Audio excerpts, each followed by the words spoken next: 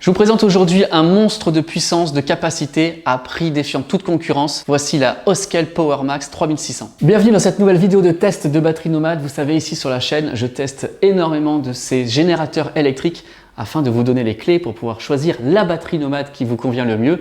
Et aujourd'hui, on va donc tester une batterie qui est super intéressante. Pourquoi? Parce qu'elle a une énorme capacité, une énorme puissance de sortie. On va pouvoir étendre cette batterie avec des batteries supplémentaires jusqu'à même au-delà de ce que l'on trouve comme capacité dans une voiture électrique. On sort le kilowattheure à 385 € et la batterie supplémentaire, on sort le kilowattheure à 340 €. C'est quasiment divisé maintenant par 3 depuis que l'on teste ces batteries nomades. Mais juste avant de rentrer dans les détails, je voulais m'adresser à vous qui regardez cette vidéo et qui n'êtes pas encore abonné à la chaîne. Sachez qu'ici, je teste beaucoup de batteries, on en a beaucoup testé, on continuera à en tester énormément selon un protocole de test dédié. J'ai même réalisé une playlist spéciale, alors n'hésitez pas à cliquer juste ici en bas pour vous abonner à la chaîne. Comme ça, vous ne manquerez aucune des prochaines vidéos sur ce sujet qui, je l'espère, vous aideront à bien choisir votre batterie nomade. Pour l'instant, on va se focaliser sur les caractéristiques techniques de l'unité principale, mais on peut rajouter donc des batteries supplémentaires. On peut en rajouter jusqu'à 15, ce qui nous amène la capacité totale jusqu'à 57,6 kWh.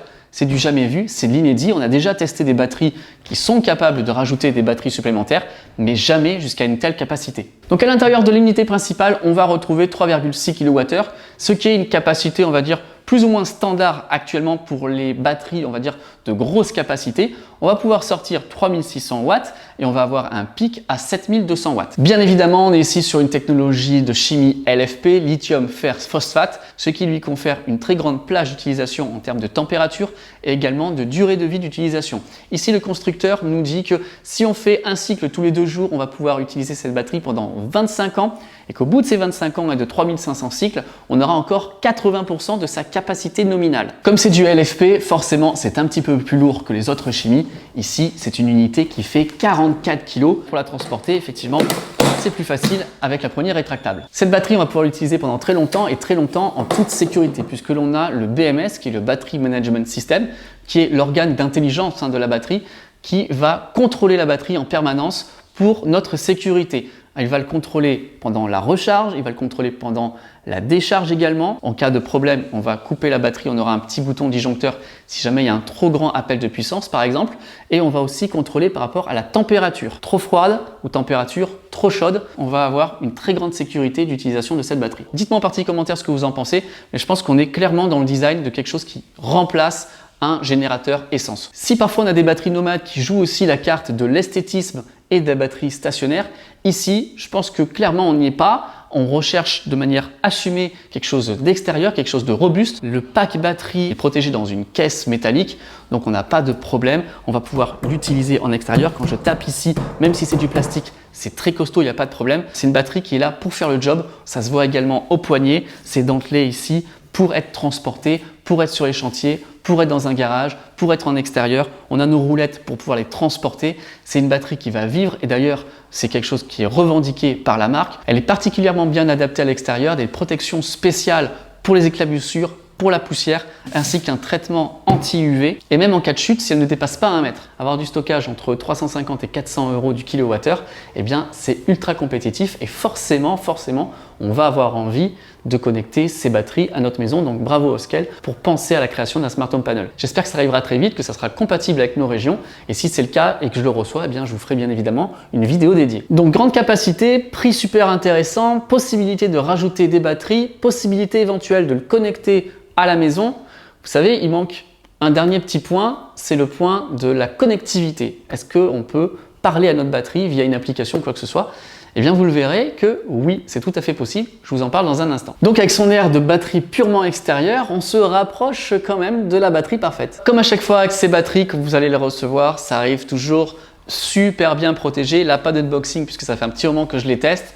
Mais ne vous en faites pas, ça vient dans un carton, protégé avec de la mousse. Donc aucun problème par rapport à ça. Et d'ailleurs, j'en profite pour remercier Geek Maxi qui m'a envoyé ces batteries pour vous en faire un test. Alors qu'est-ce qu'on aura dans la boîte? On aura notre batterie et cette boîte en carton. On a donc le manuel d'utilisation qui est, oui je vous le dis, en français. En termes de câbles, rien de nouveau, on va retrouver la prise à allume-cigare avec la connectique XT60, plus notre câble pour recharger sur le secteur avec notre éternelle prise que l'on retrouve sur la quasi-totalité de toutes les batteries. Et le dernier accessoire qui est pour moi tout aussi indispensable, la connectique MC4 pour charger avec les panneaux solaires, avec ici une prise XT60. Tous ces câbles, je peux les ranger proprement dans ma petite pochette et les prendre avec moi en vacances ou sur un chantier. Approchez-vous, je vais vous faire voir la batterie de plus près. Donc voilà à quoi elle ressemble. On va retrouver ici une lampe, l'écran d'affichage pour nous dire ce que l'on consomme, ce que l'on produit, quel est notre statut de recharge. Le bouton on-off et là, il y a un bouton Bluetooth. Donc j'appuie ici, ça va l'allumer. Alors couleur c'est gris et orange, 56% dans la batterie. On a ici l'entrée et la sortie. Là j'ai ma lampe, on va avoir plusieurs modes comme la torche ainsi que le SOS et le trombinoscope. En dessous j'ai un bloc que je vais appeler AC avec donc nos prises en courant alternatif. Je vous rappelle qu'on peut sortir jusqu'à 3600 watts de puissance répartis sur l'intégralité de nos prises. Donc on en a 1, 2, 3 et 4. Ce qui est bien, c'est qu'elles sont protégées avec un cache en caoutchouc. Encore une fois, hein, ça veut dire que ce sont des batteries qui sont destinées à être en extérieur. Pareil, on va avoir le bouton ici AC on. Le ventilateur se met en route pendant quelques secondes. Ça pousse assez fort. L'entrée d'air est ici. Il s'est arrêté. Ça a ventilé pendant, je sais pas, 5-6 secondes. Là, on va avoir deux sections DC. Les ports Anderson. On a du 12 volts allume-cigare. Deux prises notamment pour recharger les ordinateurs portables. Pareil, j'ai un bouton on-off ici. La partie DC USB, deux USB-C de 100 watts, un USB et trois USB rapides. Pareil, et à chaque fois que l'on appuie, on voit sur l'écran ce que l'on a activé et désactivé. À l'arrière, on retrouve une trappe qui protège l'entrée photovoltaïque, le bouton de remise à zéro en cas de surtension, ainsi que l'entrée courant alternatif. On va pouvoir recharger à 1600 watts de photovoltaïque. De mémoire, c'est les mêmes chiffres que l'on a sur la Delta Pro d'EcoFlow. On ne va pas être capable de gérer la puissance de recharge au watt près, on ne va pas être non plus capable de recharger en fonction d'un éventuel surplus que l'on aurait avec la production photovoltaïque, mais on a quand même ce bouton charge lente, charge rapide. Ici, j'ai mon bouton disjoncteur. S'il y a une coupure, il suffira de rappuyer ici pour la rallumer. Et donc ici, notre entrée, 220 volts. Cette batterie, on va pouvoir la recharger très rapidement si on combine la charge secteur et la charge photovoltaïque. Sur le secteur, on la recharge en 2 heures à 2200 watts. Avec le solaire à 1600 watts en 2h15, 2h30. Et avec la combinaison secteur plus solaire à 3600 watts, on la recharge en à peine 1 heure. Cette batterie sur le papier, même si on ne connaît pas vraiment la marque, elle a été super bien pensée, elle coche énormément de cases. La dernière case à cocher, c'est celle-ci. C'est vraiment super impressionnant. On a deux prises pour connecter deux batteries supplémentaires. Fait intéressant ici, c'est que l'on retrouve exactement le même câble d'extension qui est utilisé par Oukitel. Il vient se clipser comme ça. Alors je ne sais pas si vous vous rappelez, mais j'avais émis des critiques la dernière fois, puisqu'effectivement, quand on va le connecter, ça prend pas mal de place. Donc c'est assez bête, on a pas mal de place de perdu. On aurait aimé peut-être des batteries qui se stackent ici. Malgré tout, le point positif, c'est qu'ici, on a un clips qui va nous permettre de protéger la batterie. Là, si je tire dessus, elle ne part pas. Donc si on se prend les pieds dedans, aucun problème, on tire et on peut le débrancher. C'est un gage de sécurité. Place maintenant au test, on les fait tout le temps, donc il faut les faire aussi aujourd'hui, même si c'est limite insultant pour elle. Même si c'est une batterie qui est censée être en extérieur, est-ce qu'elle va ventiler beaucoup ou pas? S'ils veulent avoir un Smart Home Panel pour les connecter maintenant au logement, ça veut dire qu'il y a quand même une option pour les mettre à l'intérieur, donc il ne faut pas non plus qu'elle fasse un énorme bruit. C'est parti, on va commencer doucement avec ma solution Apple. J'allume les prises AC, les prises USB, je connecte le Mac. Il ne se charge même pas parce que la batterie est pleine. Mais qu'est-ce qui se passe? Lui aussi il est plein. Attends, je cherchais autre chose. C'est bon, j'ai mes batteries de caméra, elles, je pense qu'il faut les charger. Bon, c'est bizarre, il y a toujours marqué 0 watts sur l'écran, pourtant les batteries sont en train de charger. On va quand même brancher l'iPhone, voir si ça change. Et je vais les charger, vous savez, avec ce câble magnétique de la marque Mactam. Ils m'ont énormément servi la semaine dernière quand je suis allé au salon Intersolar à Munich. D'ailleurs, à ce salon, je vous ai fait une petite vidéo de présentation. Vous pouvez voir la carte ici. Il y avait énormément de batteries, énormément de panneaux solaires, énormément de marques qu'on a l'habitude de voir. C'était vraiment super. Je les ai vus et j'ai vu aussi des prochains produits que l'on aura l'occasion de tester sur la chaîne qui vont sortir d'ici quelques mois sur le sol européen. Allez, je déplie mon câble magnétique. C'est un jeu d'enfant. Je vais brancher ici.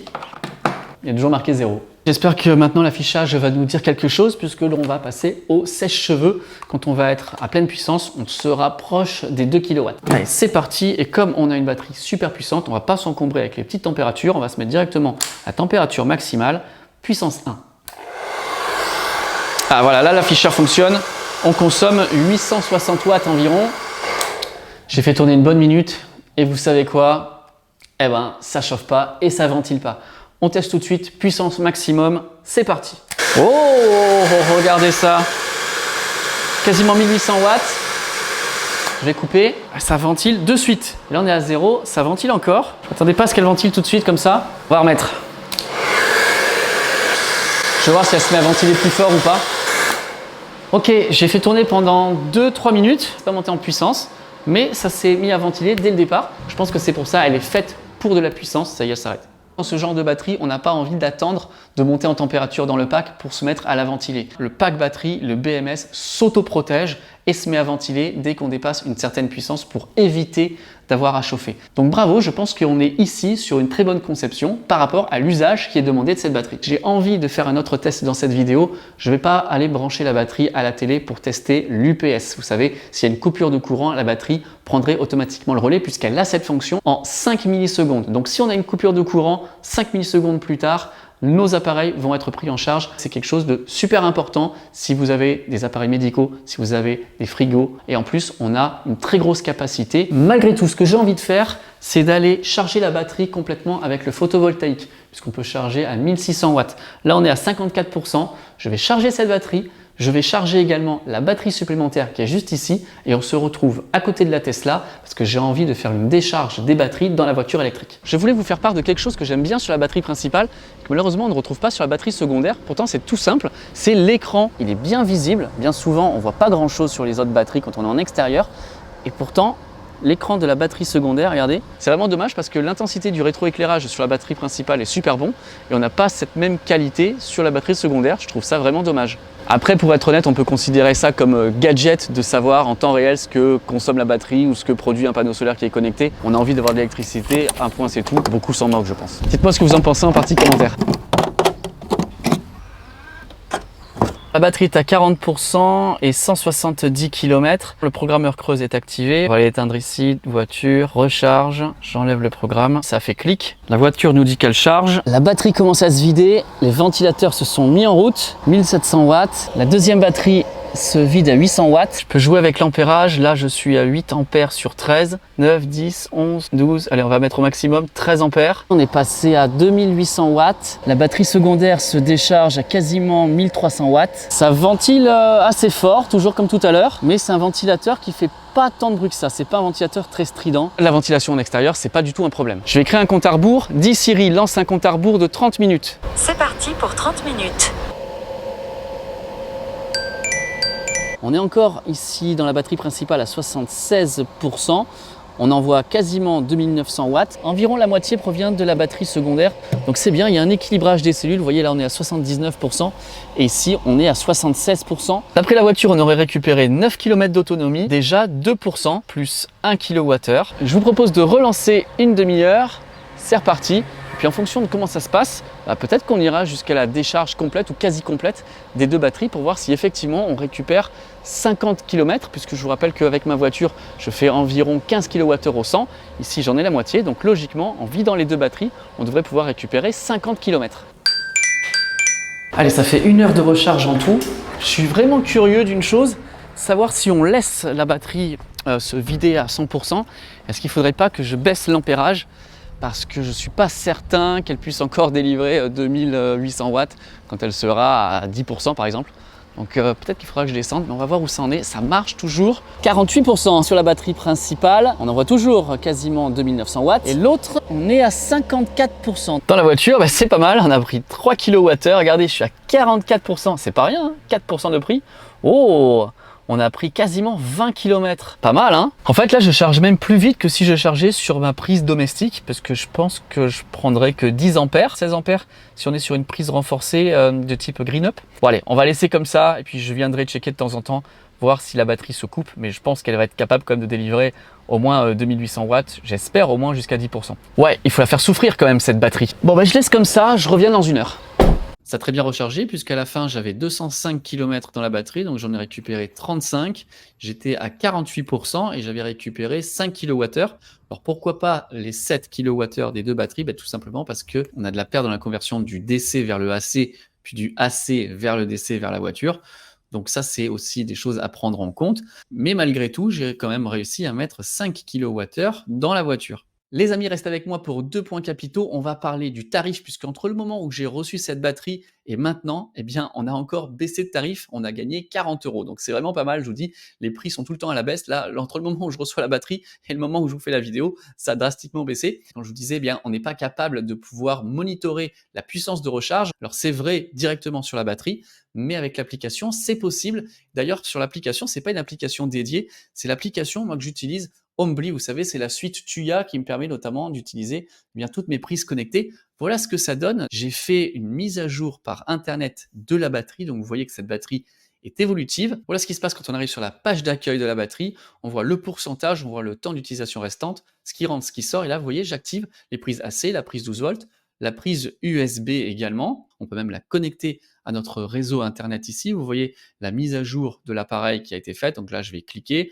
On me dit que oui, effectivement, je suis sur la dernière mise à jour. OK, confirmé, très bien, j'ai lancé les mises à jour automatiques.